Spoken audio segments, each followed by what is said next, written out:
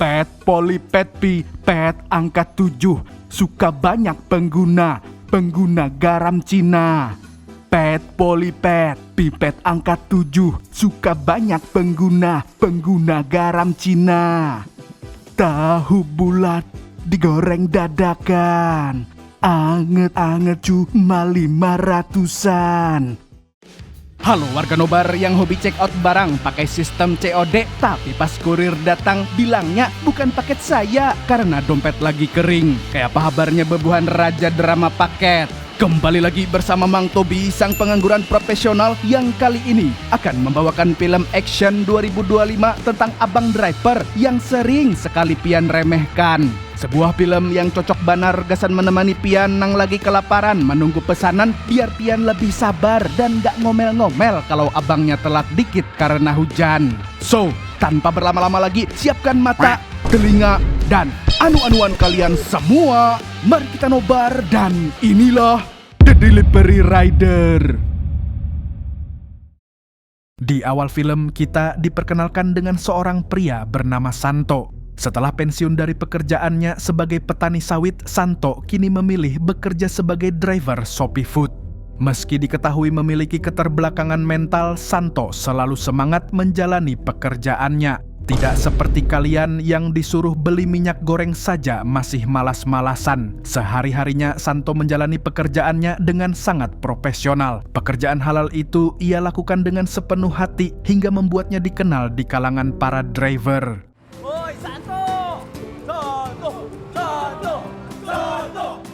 Meski spesial, Santo tetap pintar. Saat melihat ramalan cuaca yang memprediksi hujan, ia mengenakan jas hujan di siang bolong hari panas, hal yang justru mengundang ejekan dan bulian dari teman-teman sesama driver. Di mo ba nakikita yan? Tirik na tirik yung araw, oh.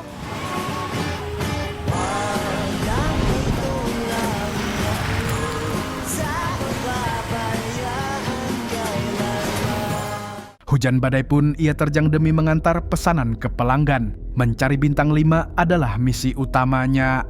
Ia mengantarkan makanan tepat waktu, tak pernah lupa membuat laporan pengiriman, dan selalu mengambil foto setiap kali pesanan tiba di lokasi sesuai dengan SOP Shopee Food. Picture po. Thank you. Salamat po. Suatu hari, Santo mendapat pesanan ke sebuah sasana tinju. Ia mengantarkan makanan kepada seorang pelatih yang ternyata mengenalnya. Nama Santo sendiri rupanya cukup terkenal di tempat itu karena ayahnya dahulu merupakan petinju profesional berkiprah di kancah internasional. Sang pelatih pun meminta Santo untuk mengenang masa lalunya dengan bertanding terlebih dahulu di atas ring. Padahal Santo hanya ingin segera menyelesaikan pesanannya dan meminta foto selfie sebagai bukti pengiriman. Tapi sang pelatih terus berusaha membujuk Santo untuk kembali naik ke ring dan bertinju seperti dulu. Dan karena pelatih menolak berfoto sebelum Santo bertanding, Santo pun tidak memiliki pilihan selain menuruti permintaannya demi mendapatkan bintang 5. Lagi kita pinagmamalaki dito.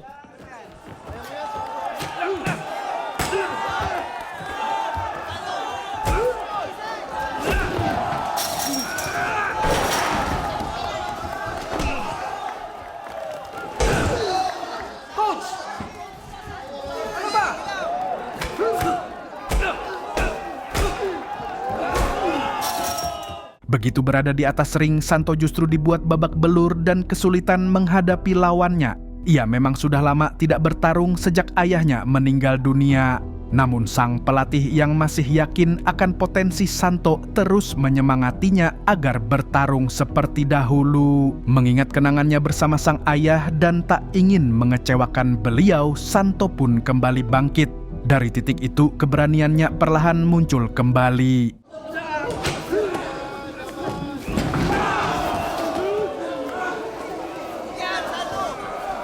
Hindi habang ang nanay mo sinukuan ka. Kailangan kayanin mo pag-isa kahit ganyan ka.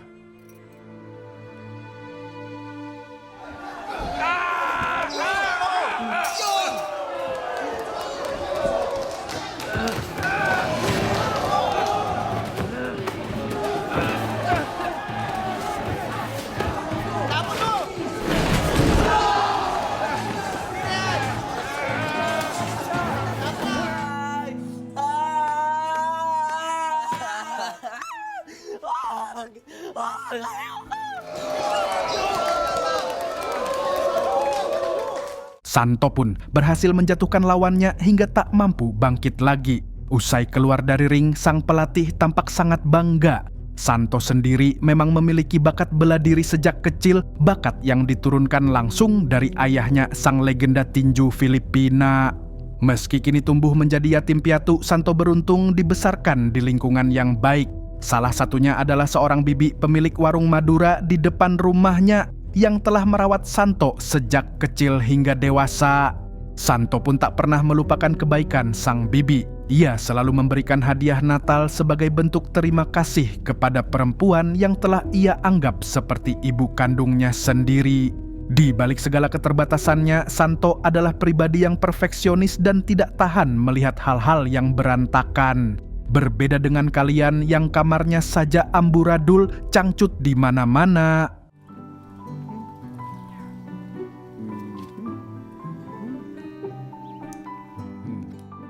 Kini Santo tinggal bersama teman masa kecilnya yang bernama Nurul, seorang janda yang telah bercerai dari suaminya dan memiliki seorang anak laki-laki bernama Miro.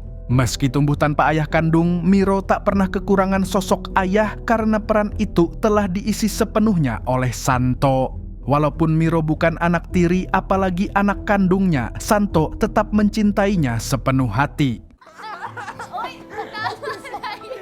Namun, kebahagiaan itu tak berlangsung lama. Santo mendapat kabar bahwa Nurul menerima tawaran pekerjaan baru di Amerika dan akan membawa Miro bersamanya. Kepergian mereka pun tinggal menghitung hari.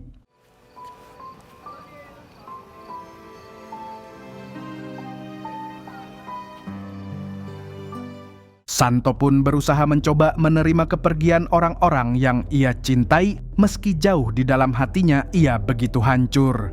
Mau tak mau, Santo harus melepaskan Miro yang telah ia anggap sebagai anaknya sendiri. Menyadari bahwa waktu kebersamaannya dengan Miro kian menipis, Santo pun meminta izin kepada Nurul untuk mengajak Miro keluar bermain. Dan tak lupa, ia berjanji akan pulang tepat waktu. Namun, Nurul merasa tidak tenang. Perayaan Natal membuat suasana luar sangat ramai, sementara mereka juga masih harus menyelesaikan urusan berkemas. Oleh karena itu, Nurul menyarankan agar Miro tetap bermain di rumah saja. Tapi namanya juga bocil, masuk kuping kanan keluar belok kiri. Larangan tersebut sama sekali tidak didengar oleh Miro. Tanpa sepengetahuan Nurul, Miro pergi dan menunggu Santo di time zone, tempat yang selalu menjadi lokasi nongkrong favorit mereka.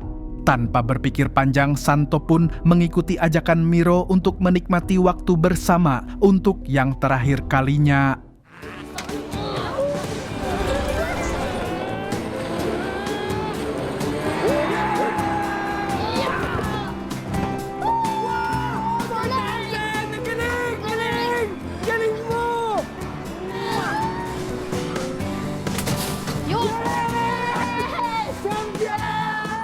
Di tengah momen itu, Santo kembali menanamkan nilai yang selalu ia ajarkan. Saat Miro melihat seorang anak perempuan seusianya yang masih ingin bermain, ia dengan tulus memberikan kartu permainannya agar gadis kecil tersebut bisa melanjutkan kesenangannya.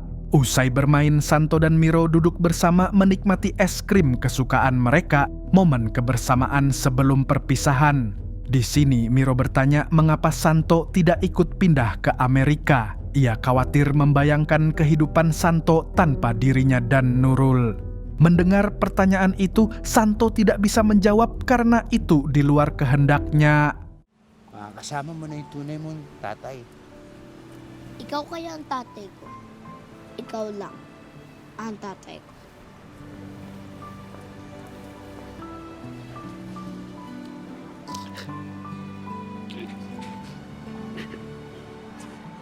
Satu pria menangis, semua pria merasakan. Miro, sang cahaya dalam hidup Santo, akan meninggalkannya dan ia tak bisa berbuat apa-apa selain belajar ikhlas. Sebelum pulang, Miro meminta mereka berfoto bersama sebagai kenang-kenangan. Namun tanpa disengaja, jari bocil Miro justru menekan tombol terima pesanan di HP Santo. Walau Santo sebenarnya bisa mengcancel pesanan tersebut, Miro segera mengingatkan soal rating bintang 5. Dengan penuh semangat, Miro mengajak Santo untuk menyelesaikan pesanan itu bersama untuk terakhir kalinya. Santo dan Miro pun tiba di sebuah gedung sepi dan menyeramkan yang rasanya seperti penuh genderuwo. Santo yang polos tidak menaruh rasa curiga sedikit pun. Mereka tetap mengantarkan pesanan jengkol kepada seorang pria yang tiba-tiba meminta mereka berhenti. Karena jengkol tersebut milik rekannya dan menggunakan sistem COD, Santo diminta menunggu sementara pria itu pergi mengambilkan uang. Namun melihat tampang pria tersebut mirip preman tukang order fiktif, buat yang suka ngelakuin ini, tobat deh. Miro mulai merasa curiga dan ia takut pria itu kabur tanpa membayar. Kemudian ia menyarankan agar mereka mengikutinya saja. Sayangnya, hal itu justru membuat pria tersebut kesal. Ia ternyata sedang bertugas menjaga gedung itu. Tak ingin ribet dan agar Santo segera pergi, pria tersebut akhirnya membayar pesanan itu menggunakan uangnya sendiri. Namun karena tetap ingin mengikuti SOP Shopee Food, Santo kemudian meminta bukti pengiriman dengan berfoto bersama. Di saat itulah Santo dan Miro tanpa sengaja menyaksikan aksi pembunuhan yang dilakukan oleh sekelompok mafia di dalam gedung tersebut. Keduanya pun langsung berlari ketakutan sementara para mafia mengejar mereka karena khawatir kejadian itu akan dilaporkan ke polisi.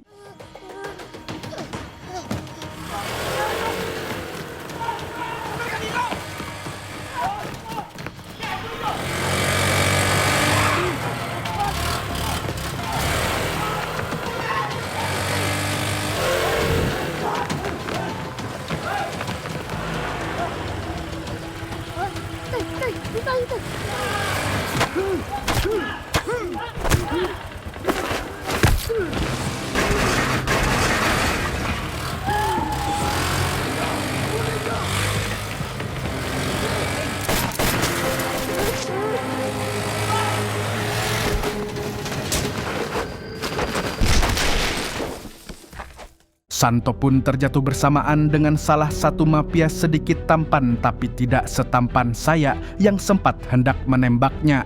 Namun Santo sama sekali tidak memedulikan pria tersebut karena fokusnya hanya kepada Miro yang tak sadarkan diri.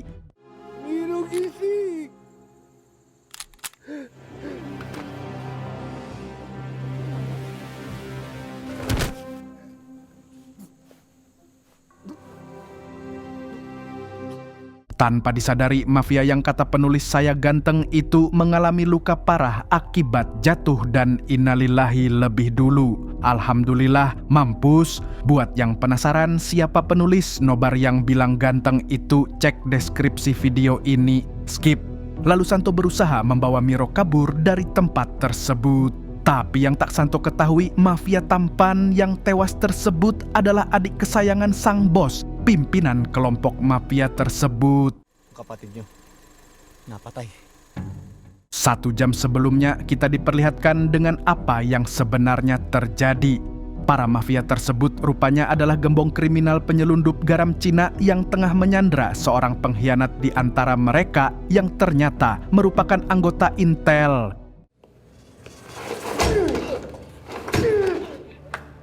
Idol. Begitu kejamnya sang bos mafia ini, tapi karena saya tidak terima jamet rambut kuning ini dibilang ganteng sama penulis saya, jelas. Mari kita panggil dia siapa? Ya benar, dia Samidinya. Di tengah itu terlihat salah satu jamet peliharaan Samidi yang mari kita sebut saja si Kai Gendut. Terlihat sedang memesan Shopee Food karena kelaparan. Dan ternyata dialah orang yang memesan jengkol yang nantinya diantarkan oleh Santo. Kemudian, Samidi yang merasa dirinya paling pintar justru menyuruh anak buahnya untuk melepaskan si pengkhianat dan...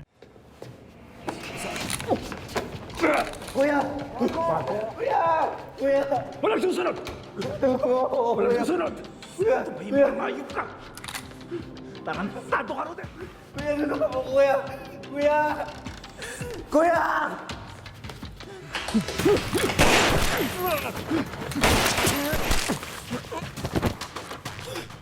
Tak mau si pengkhianat kabur, Samidi akhirnya melakukan ini. Kejadian itulah yang kemudian disaksikan langsung oleh Santo dan Miro. Kembali ke masa kini, Samidi si jamet yang telah mengetahui kematian adik kesayangannya langsung diliputi amarah. Ia meyakini bahwa Santo adalah pemicu dari seluruh kekacauan sekaligus penyebab tewasnya sang adik tercinta satu-satunya. Samidi pun langsung menugaskan para jametnya untuk menangkap Santo hidup-hidup. Santo buka sekuat tenaga sambil terus berusaha membangunkan Miro yang masih tak sadarkan diri.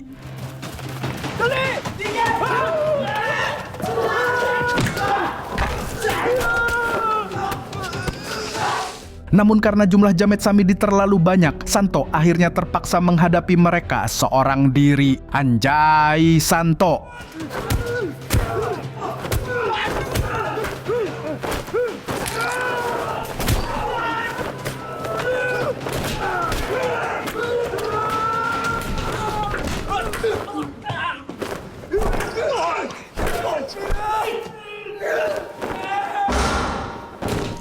Berkat kemampuan bertarung yang diwariskan ayahnya, Santo berhasil mengalahkan satu persatu lawannya. Namun di tengah kekacauan itu, Santo baru menyadari bahwa Miro telah dibawa pergi. Sangka Miro!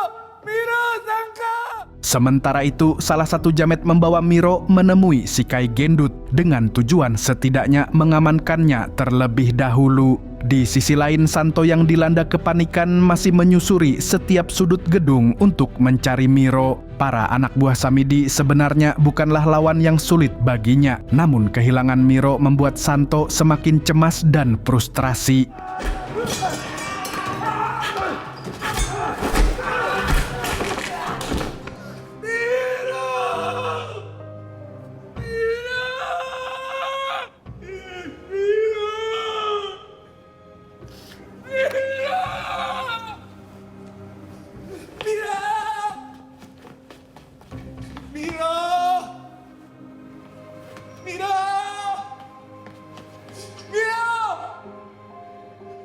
Di tengah situasi genting tersebut, pandangan Santo tiba-tiba tertuju pada sebuah puzzle yang berserakan di lantai. Kelemahannya pun muncul, dorongan dalam dirinya memaksanya untuk menyusun puzzle itu terlebih dahulu. Kesempatan itu pun dimanfaatkan oleh salah satu jamet untuk menyerangnya.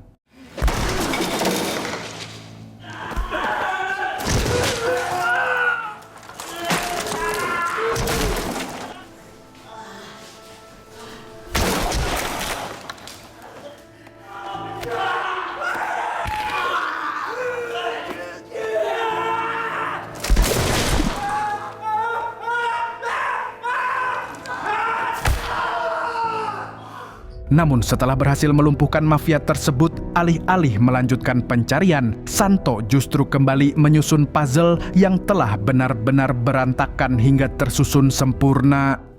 Sementara itu, Samidi terus memburu Santo ke seluruh penjuru gedung. Namun pencariannya justru terhenti ketika ia menemukan sebuah puzzle yang tersusun rapi. Samidi dibuat bingung tak habis fikri orang edan mana yang masih sempat-sempatnya main puzzle di tengah situasi ini. Di sisi lain, Nurul mulai diliputi rasa khawatir karena Miro dan Santo tak kunjung pulang. Ia pun segera menghubungi beberapa tetangganya untuk mencari kabar. Namun di tengah kecemasannya, Nurul justru dimarahi oleh mantan suaminya yang menyalahkannya karena telah mempercayakan Miro kepada Santo. Tapi meski begitu, Nurul tetap yakin bahwa Santo adalah orang baik dan bertanggung jawab serta akan pulang seperti yang telah ia janjikan.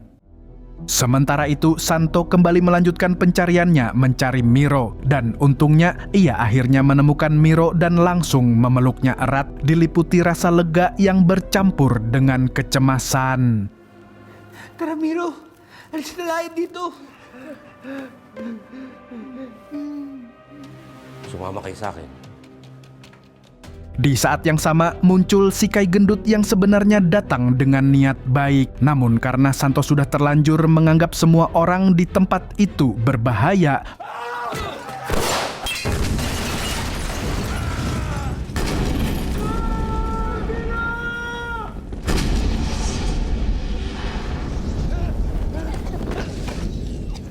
Santo dan Miro pun segera melarikan diri lalu bersembunyi di balik puing bangunan, berharap Samidi tidak menyadari keberadaan mereka.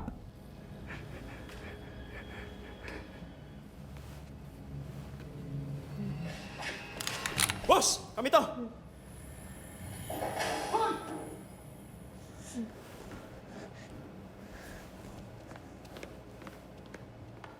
Setelah lolos dari Samidi, bukannya segera kabur, Santo justru mencemaskan hal lain. Pikirannya tertuju pada foto bukti pengiriman yang belum terkirim. Takut rating bintang 5-nya turun dan ia tak bisa narik orderan lagi.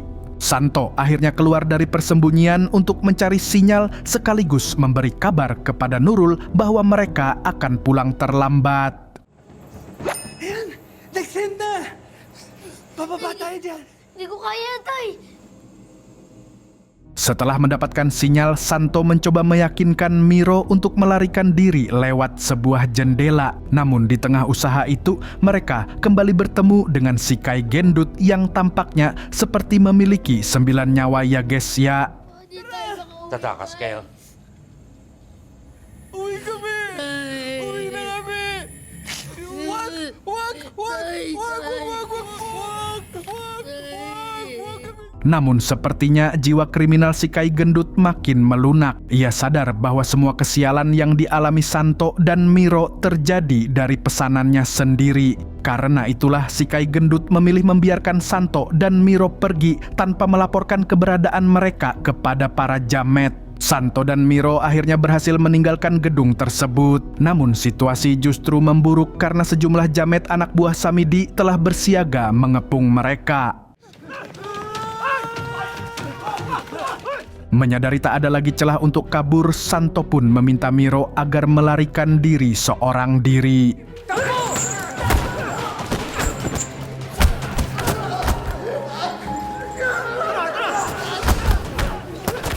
Meski peluang untuk lepas hampir mustahil dan tubuhnya penuh luka hingga nyaris tak berdaya, akan tetapi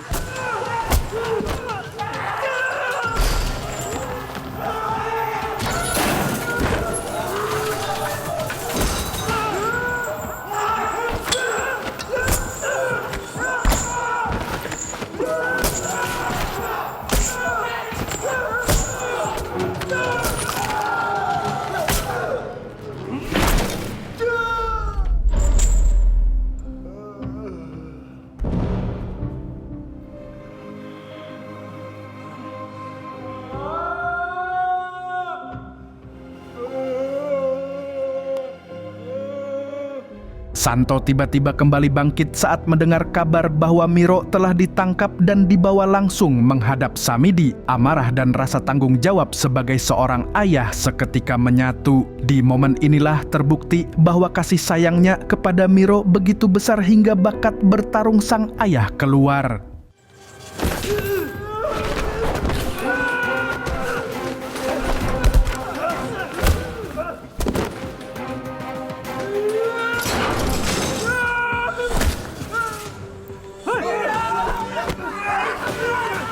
Dengan sisa kekuatan yang dimilikinya, Santo berhasil melepaskan diri, melumpuhkan para jamet yang menjaganya, dan kembali mencari Miro. Santo mengikuti suara Miro yang memanggilnya, melangkah tertatih menuju arah suara itu. Tubuhnya seketika lemas saat ia melihat Miro berada dalam cengkeraman Samidi dengan senjata api sudah ditodongkan tepat ke arah Miro.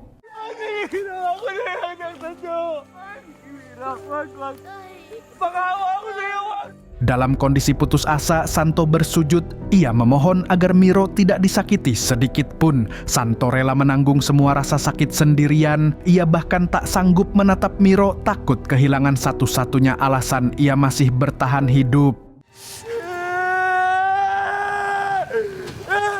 Tiba-tiba suara Miro menghilang. Santo auto panik. Tanpa ragu, ia kembali masuk ke dalam gedung untuk mencarinya. Sekejap kemudian Samidi muncul dari kegelapan dan langsung menyerang Santo. Dan pertarungan brutal pun tak terhindarkan.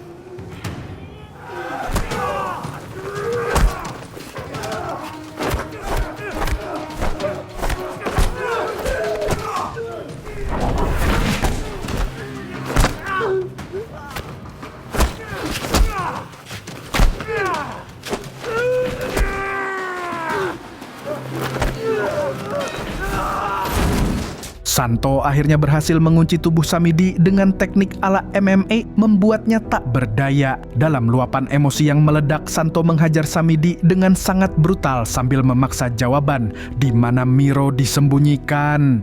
Namun saat suara Miro kembali memanggilnya, Santo menghentikan aksinya. Ia melepaskan Samidi dan bergegas pergi. Sementara itu, Nurul yang masih melakukan pencarian tanpa sengaja melihat berita viral tentang Santo. Foto bukti pengiriman Shopee Food itu viral karena memperlihatkan aksi Samidi yang sedang menembak seseorang. Temuan tersebut membuat polisi langsung bergerak. Tumben? Oh, ternyata karena jaringan itu merupakan gembong garam Cina yang paling dicari-cari. Melihat hal itu, Nurul semakin panik dan khawatir akan keselamatan Santo dan juga Miro anaknya. Di dalam gedung, Santo terus mencari dengan mengandalkan pendengarannya. Dan berkat suara Miro yang tak henti-henti memanggil namanya, Santo akhirnya menemukan bocil itu bersembunyi di dalam sebuah lemari. Keduanya pun segera berusaha melarikan diri sebelum Samidi kembali menemukan mereka. Tay, sabi na tayo, wala na tayong oras. Tay, tara na tayo. Tara na sa atin.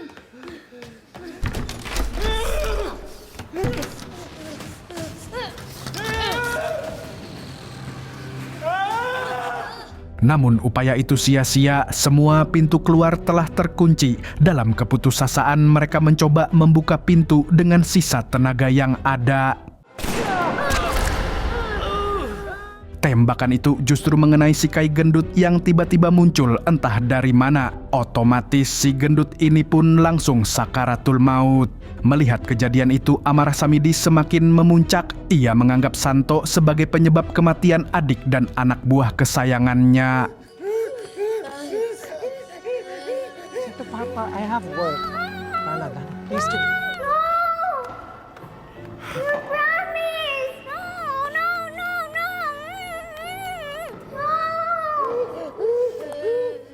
Namun amarah itu goyah saat Samidi melihat Santo yang mengingatkannya pada anaknya sendiri yang ternyata memiliki kekurangan serupa. Jiwa mafianya pun seketika runtuh. Samidi tak sanggup menarik pelatuk karena baginya menyakiti Santo sama saja dengan melukai darah dagingnya sendiri.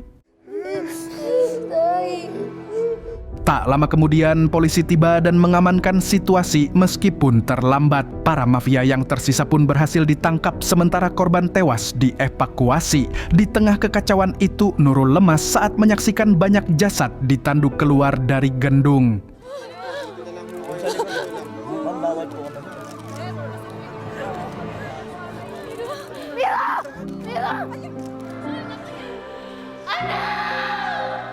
Namun kecemasan itu berubah menjadi lega ketika ia menyadari keduanya selamat sehat walafiat. Alhamdulillah. Dengan tulus Nurul mengucapkan terima kasih karena Santo telah menjaga Miro dan mempertaruhkan nyawanya sendiri demi keselamatan bocil tersebut. 1 tahun kemudian, Nurul dan Miro telah menetap di Amerika. Meski terpisah jarak, peran Santo tak pernah hilang dari hidup Miro. Ia tetap hadir sebagai seorang ayah meski hanya lewat mabar FF, Mobile Legends, dan juga Roblox. Miro memang bukan anak kandung, apalagi anak tiri Santo. Ia hanyalah anak dari sahabatnya. Namun bagi Miro, Santo telah menggantikan sosok ayah sepenuhnya, melindungi dan mencintai tanpa syarat. Begitu pula dengan Santo yang menganggap Miro adalah cahaya hidupnya. Dan film pun tamat dengan sangat memuaskan. Jadi, apa pelajaran dari film ini? Jangan pernah memandang rendah orang yang punya kekurangan fisik atau mental. Lihat si Santo, dia memang spesial dan sering diejek teman-temannya, tapi dia jujur, kerja keras, antar paket melewati badai, dan berani melindungi anak kecil. Kada kayak bebuhan pian nang badan sehat, otak normal, tangan lengkap, tapi kerjaannya cuman rebahan, dikit-dikit ngeluh capek, uyuh, dan minta duit ke orang tua. Malu tuh sama Santo. Kekurangan itu bukan alasan untuk menyerah, tapi kemalasan pian itu yang bikin hidup susah. Sesedangnya, ujar orang bahar itu. Segitu dulu dari Mang Tobi, sang pengangguran profesional. Sekali lagi mengingatkan, izin nih izin. Mang Tobi hanya punya satu channel YouTube, yakni Nobar saja. Dan sampai jumpa di video selanjutnya. Nah, kalau begitu, Mas Yono, coba dong passwordnya tolong di-spill. Pulung gundul pamit dulu.